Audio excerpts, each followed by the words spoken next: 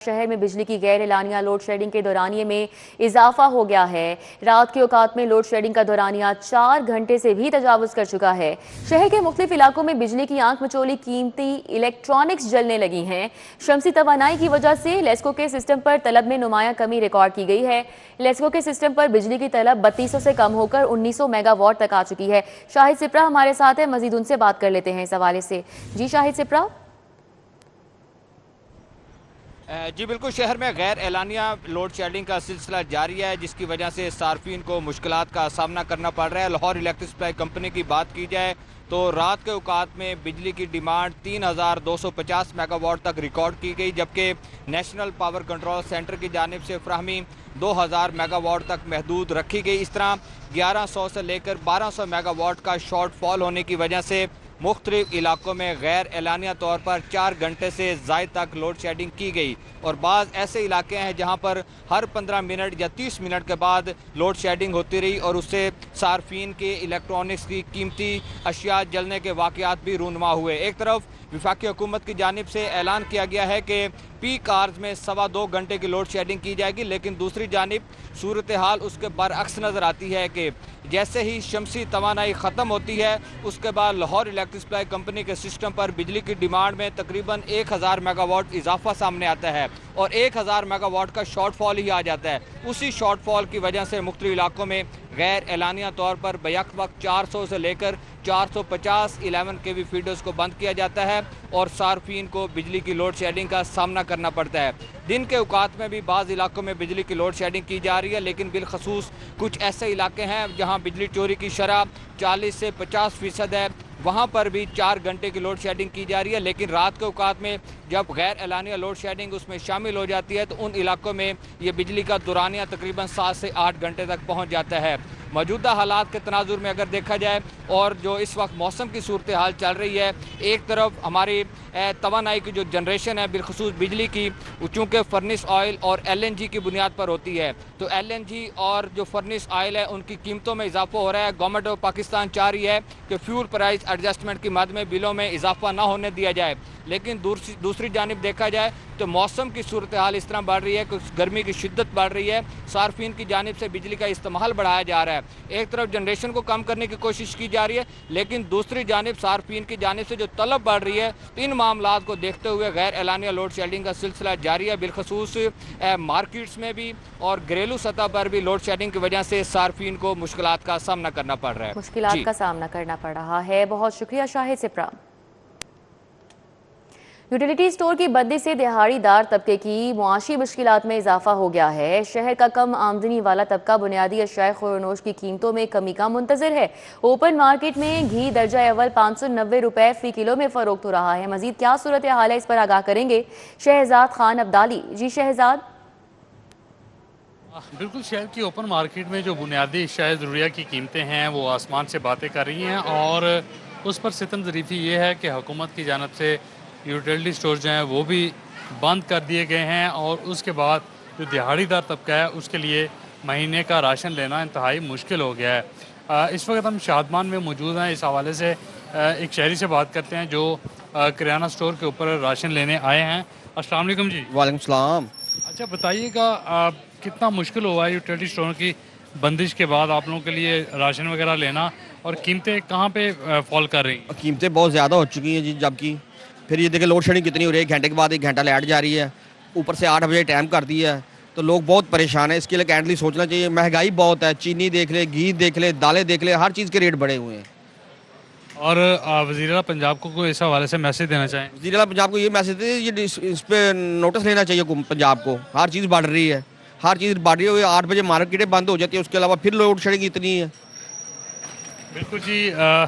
वज़ीर आला पंजाब शायद इनके पीछे जो है वो मैसेज सुन रही हों। शहरी जो हैं वो इस हवाले से कहते हैं कि जो बुनियादी अशिया ज़रूरिया की कीमतें हैं वो उनके बस से बाहर हो चुकी हैं और उसके ऊपर जो इस वक्त मामला चल रहे हैं कि मार्केटों के अंदर लोड शेडिंग भी है, औकात कार महदूद हैं, तो इससे भी शहरी जो हैं वो परेशान नज़र आते हैं। ठीक है, बहुत शुक्रिया शहजाद।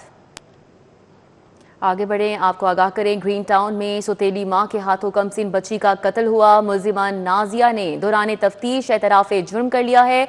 मुकदमा दर्ज कर लिया गया है। जिन्नात की हाजिरी बच्चों पर तशद्दुद का तकाजा करती थी। मुल्जिमा का पुलिस को ये बयान सामने आया है। मजीद उसने क्या बयान दिया है, बात करेंगे आबिद चौधरी से। जी आबिद चौधरी। बिल्कुल, ये ग्रीन टाउन का इलाका है जहाँ पर सौतेली माँ के हाथों कमसिन बच्ची के कत्ल का वाकया गुज़श्ता रोज पेश आया था। पुलिस की जानिब से बताया जा रहा है कि मुल्जिमा नाजिया ने दौरान तफ्तीश एतराफ़ जुर्म कर लिया है और वारदात का मुकदमा भी दर्ज कर लिया गया है। मुल्जिमा की जानिब से पुलिस को बयान दिया गया है कि जिन्नात की हाजिरी पर जो है वो बच्चों पर तशद्दुद का तकाजा करती थी, जिस दौरान फातिमा जो है वो अमलियात के दौरान उसको बेईमाना तरीके से तशद्दुद का निशाना बनाया गया। पुलिस ये भी कहना है कि मकतूला फातिमा की बड़ी बहन का 8 साल कशफ पर भी तशद्दुद किया जाता रहा। अलबत्ता कशफ का मेडिकल करवाया जा रहा है और मुल्जिमा नाजिया ने 2 साल पहले जो है वो साबका शोहर से तलाक लेकर इशफाक से शादी की थी और मुल्जिमा के 7 बच्चे हैं जो कि साबका शोहर के पास हैं। पुलिस हुकाम का कहना है कि मुल्जिम इशफाक ने बीवी से इलाकी के बाद 2 बेटियों और 1 बेटा दूसरी बीवी के पास रखा था, जबकि वारदात के बाद तीनों बच्चों को ईदी सेंटर में मुंतकिल कर दिया गया है। पुलिस के कहना है कि मुल्जिमा ने चंद रोज कबल भी फातिमा के सर पर राड से वार किया था, जिसके बाद बच्ची के दिमाग में गहरी चोट आई थी। पुलिस के कहना है कि मुकदमा दर्ज करके मुल्जिमान से तहकीकात की जा रही है। बता मुल्जिमान के घर से काले जादू का सामान जो है वो भी बरामद कर दिया गया है। ठीक है, बहुत शुक्रिया आबिद चौधरी। पंजाब को आलमी सरमायाकारी का मरकज बनाने का मिशन, सूबे को सरमायाकारों के लिए पुरकशिश बनाने पर 2 अरब 60 करोड़ का तखमीना लगाया गया। Punjab global investment and gateway Punjab मंसूबा शुरू करेगा। मजीद बात करेंगे इस मंसूबे के हवाले से अली रामे से। जी अली रामे। Global investment gateway Punjab program है और इसका मकसद ये है कि पंजाब के अंदर सरमायाकारी लाई जाए और इसके लिए पंजाब बोर्ड ऑफ इन्वेस्टमेंट की तरफ से ये प्लान जो है बनाया गया और वज़ीर आला पंजाब ने मुतअद्दिद बार इसके ऊपर मीटिंग्स भी की है और अप्रूवल भी दी है उन्होंने असूली तौर पर, और कहा यह है कि इस प्रोजेक्ट को जल्द अज जल्द जो है लॉन्च किया जाए। अब इसका मकसद ये है कि पंजाब के अंदर जो इंटरनेशनल इन्वेस्टर है उनको यहाँ पर मदऊ किया जाए। अब मदऊ करने के लिए सबसे पहले तो पंजाब जो है वो रोड शो करेगा मुख्तलिफ मुल्कों के अंदर, यूरोप के अंदर, चाइना और अमेरिका।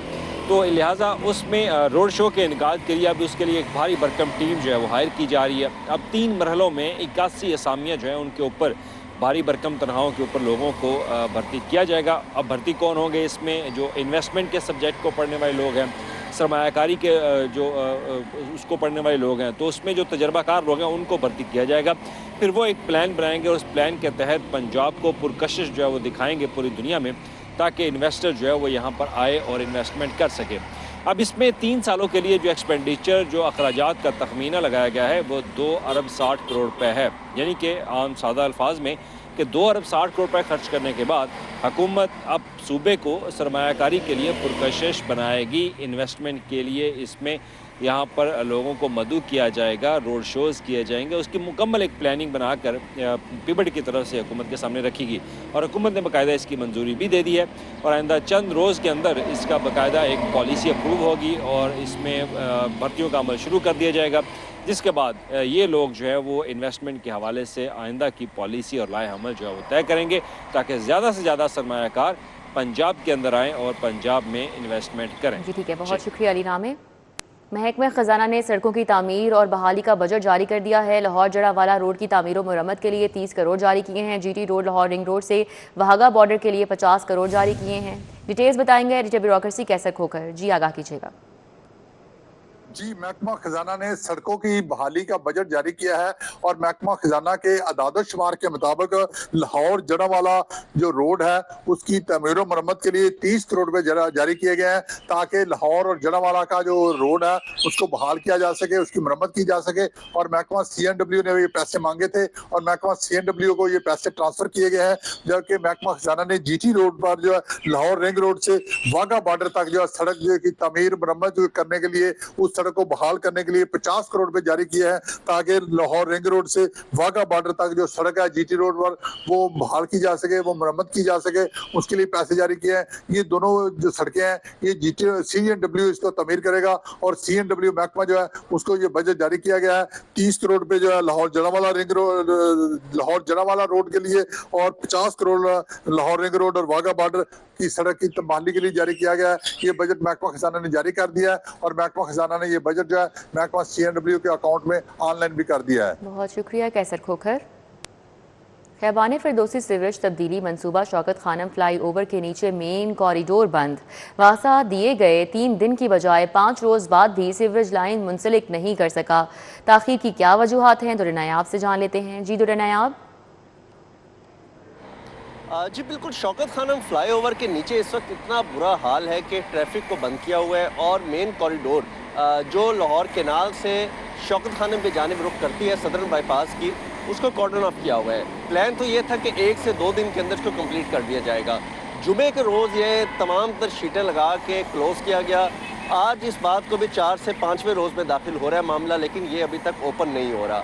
और जो मेन सीवर शौकत खानम को कनेक्ट करना है खयाबान फिरदौसी से, जो नया सीवर डाला गया है LD ऑफिस के सामने, इसकी कनेक्टिविटी थी। पहले ये कहा गया था कि ये कट नहीं किया जाएगा, थ्रस्ट बोरिंग टेक्नोलॉजी इस्तेमाल करके ज़मीन के नीचे से ही बोर करके उसको लाइन को मिला दिया जाएगा। लेकिन अब हालत ये है कि वो तो अमल में नहीं आया। अब ऊपर से कट एंड कवर किया जा रहा है और उसमें भी कई दिन हो चुके हैं और समझ नहीं आ रहा कि ये किस वक्त कनेक्टिविटी करके किस तरह से क्लोज किया जाएगा। अब अगर इसको बर वक्त मुकम्मल ना किया गया तो ये दिन ब दिन इसके मसले बढ़ते जाएंगे। शहरी पहले ही LDA के सामने जो खयाबान फिरदौसी है उस पर सीवर डालने से परेशान थे। एक अरसा उन्होंने सफ़र किया, साल उन्होंने इस पर अजियत से गुजारा और अब दूसरा ये पोर्शन शौकत खानम फ्लाईओवर के नीचे मेन कॉरिडोर बंद करके उनको परेशानी का सबब करना पड़ रहा है और उनका मुतालबा है कि इसको जल्द से जल्द मुकम्मल किया जाए। जी शुक्रिया दुर्र नायाब। वज़ीर आला मरीम नवाज ने मिसाली गांव दूसरे फेज की उसूली मंजूरी दे दी है। मंसूबे के तहत देहात में पानी की महरूमी खत्म कर दी जाएगी, तालाबों के आलूदा पानी से निजात दी जाएगी। वज़ीर आला का मिसाली गांव साफ पानी मंसूबों को नई रफ्तार देने का फैसला।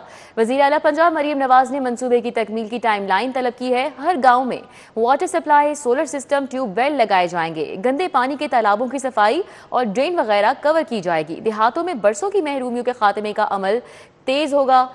पंजाब के 485 देहातों को मिसाली गांव में बदलने का मिशन जारी है। मजीद इस हवाले से बात कर लेते हैं। राव दिलशाद हुसैन हमारे साथ हैं। जी राव दिलशाद। बिल्कुल, वज़ीर आला पंजाब मरीम नवाज शरीफ की ज़ेर सदारत की इजलास हुआ है जिसमें मिसाली गांव प्रोजेक्ट के दूसरे फेज की असूली मंजूरी दी गई है। अब इंतजार को जो है वो खत्म कर दिया गया है। लाखों देहातों की महरूमियाँ खत्म होने लगी हैं। आपको बताएं कि देहात में पानी की महरूमी खत्म होगी। तालाबों के आलूदा पानी से निजात और जिंदगी आसान बनाने का ये प्रोजेक्ट है। वज़ीर आला पंजाब मरीम नवाज शरीफ ने मिसाली गांव और साफ पानी मंसूबों को नई रफ्तार देने का फैसला किया है। तकमील की टाइमलाइन भी तलब कर ली है, जबकि हर गांव में water supply, solar system, tubewell, गंदे पानी के तालाबों की सफाई और ड्रेन वगैरह कवर किया जाएगा। इसी तरह से पंजाब के देहात में बरसों की महरूमियों के खात्मे का अमल तेज कर दिया गया है। 485 देहातों को मिसाली गांव में बदलने का मिशन पहले ही जारी है। आपको बताएं कि मिसाली गांव प्रोजेक्ट की निगरानी और तकाबली जायजे के लिए वज़ीर आला पंजाब का डिजिटल मॉनिटरिंग का भी हुक्म सामने आया है। हर गांव को पहले और बाद की तकाबली वीडियो वज़ीर आला पंजाब को पेश करना होंगी। कोई वाटर फिल्ट्रेशन प्लांट खराब नहीं रहेगा। खराबी के फौरी अजाले के लिए हेल्पलाइन 1336 कायम कर दी गई है। 30 जून तक देहात में गंदे पानी के तालाबों यानी की सफाई का हदफ भी मुकर्रर कर दिया गया। बहुत शुक्रिया, हमारे साथ राव दिलशाद थे, तफसीलन आगाह कर रहे थे। अभी आपको बताएं, पाकिस्तान में पहली बार 9 लाख तुलबा की ई मार्किंग का कामयाब तजुर्बा किया गया है। PPSC ने भी उम्मीदवारों की ई मार्किंग के लिए पेक्टा की खिदमात मांग ली हैं। तफसीलात जानेंगे जुनेद रियाज से। जी पाकिस्तान में पहली बार जो है ई मार्किंग का जो तजर्बा था वो कामयाब हो गया और ये पेक्टा के तहत पहली बार जो है 9 लाख तलबा की जो है वो ई मार्किंग करवाई गई, जो कि 30 रोज़ में मुकम्मल की गई और उसके बाद जो नताइज जो हैं वो जारी किए गए। बेहतरीन नताइज देने पर और कामयाब तजर्बे पे पंजाब पब्लिक सर्विस कमीशन ने भी पेक्टा से रब्ता किया है और उनकी खिदमात हासिल करने के लिए उनसे दरख्वास्त किया है और इस हवाले से पेक्टा ने तमाम तर खिदमात जो हैं वो पंजाब पब्लिक सर्विस कमीशन को फ्राहम करने के लिए वाले से जो है इत्मीनान का इजहार किया है और उनको यकीन दहानी कराई है कि वो भी ई मार्किंग के लिए तमाम तर तजर्बात से उनको भी इस्तेफादा करवाएंगे और इस हवाले से पंजाब पब्लिक सर्विस कमीशन का जो इम्तिहान होगा वो भी ई मार्किंग के ऊपर ले जाया जाएगा। इसके बाद जो पंजाब बोर्ड हैं जो कि 9 तालीमी बोर्ड्स हैं वहाँ पर भी जो पंजाब हुकूमत है उन्होंने कहा है कि 9वीं 10वीं 11वीं 12वीं के इम्तहानात भी जो हैं ई मार्किंग के ज़रिए करवाए जाएँ और आइंदा सालों में बोर्ड के इम्तहानात भी ई मार्किंग के तहत करवाए जाएंगे। और इस हवाले से पेक्टा हुकाम का कहना है कि वो तलबा जो कि अपना पेपर देखना चाहते हैं उनके तमाम पेपर जो कि मार्क शुदा हैं वो वेबसाइट पर अपलोड जल्द कर दिए जाएंगे ताकि तलबा इत्मीनान कर सकें और अपने पेपर्स की मार्किंग को देख सकें। इस हवाले से उनका कहना था कि पहली बार आर्टिफिशियल इंटेलिजेंस का इस्तेमाल करते हुए नताइज जारी किए गए हैं और इसमें गलती का 0% इम्कान भी नहीं है। ठीक है, बहुत शुक्रिया जुनेद। हाईवेज पर दिन ब दिन बढ़ते हुए हादसात, पंजाब हाईवे पेट्रोल को मजीद मौसर बनाने का हुक्म जारी किया गया है। रवां साल 530 खूनी हादसात PHP एरिया में रिपोर्ट हुए हैं। अली साही इस हवाले से तफसीलात बता रहे हैं। जी अली साही।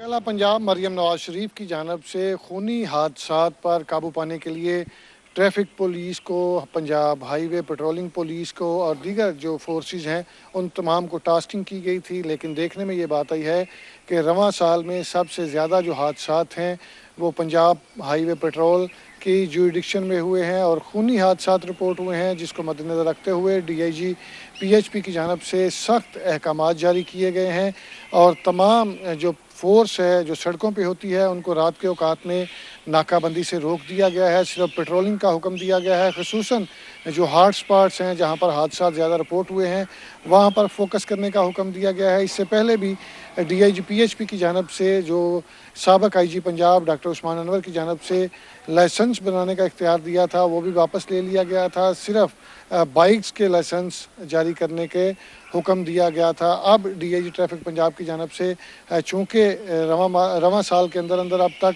530 खूनी हादसात PHP के एरियाज़ में रिपोर्ट हुए हैं और गुज़श्ता साल की निस्बत 31% हादसात का तनासब बढ़ा है। तो इस चीज़ को मद्देनज़र रखते हुए अब PHP को लाहौर समेत पंजाब भर में ज़्यादा से ज़्यादा पेट्रोलिंग का हुक्म दिया गया है ताकि हादसात पर काबू पाया जा सके। बहुत शुक्रिया अली साही। सुपर टैक्स केस में ATIR लाहौर बेंच का अहम फैसला, हासिल शुदा आमदन पर सुपर टैक्स की वसूली भी रोक दी गई है। क्या वजूहात हैं, बता रहे हैं कलीम अख्तर। जी कलीम।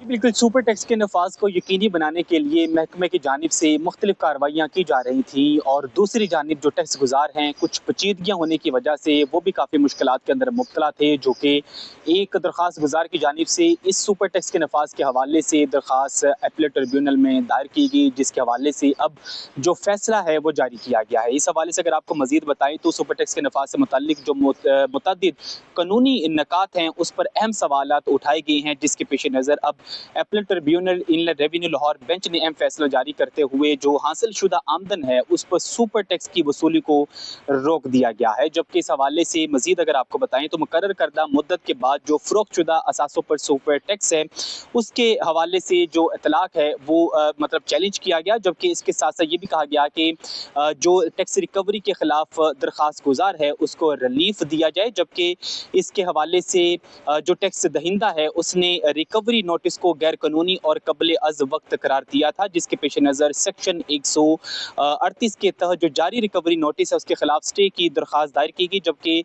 दरख्वास्त गुजार के वकील की जानिब से ये मौक़िफ़ इख्तियार किया गया कि फौरी रिकवरी जो है वो नाकाबिले तलाफ़ी नुकसान होगा। जबकि महकमे के नुमाइंदे की जानिब से स्टे दरख्वास्त मुस्तरद करने की इस्तदा की गई थी, जो कि इस हवाले से दोनों जो फ्रीकैन थे उनके बयानात सुने गए और सुनने के बाद जो है वो दलाइल सुनने के बाद बाकायदा तौर पर जो फैसला है वो जारी किया गया, जो कि जारी करते हुए अपीलेट ट्रिब्यूनल ने हुक्म दिया कि जो अपील ज़ेर समाअत है वो होने के बायस जो रिकवरी कार्रवाई है वो नहीं हो सकती, उसे फौरी तौर पर रोका जाए। ये भी तवक्को की जा रही है कि मुस्तकिल तौर पर जो टैक्स गुजार हैं उन्हें सुपर टैक्स के नफाज के हवाले से जो रिलीफ है वो हासिल हो सके।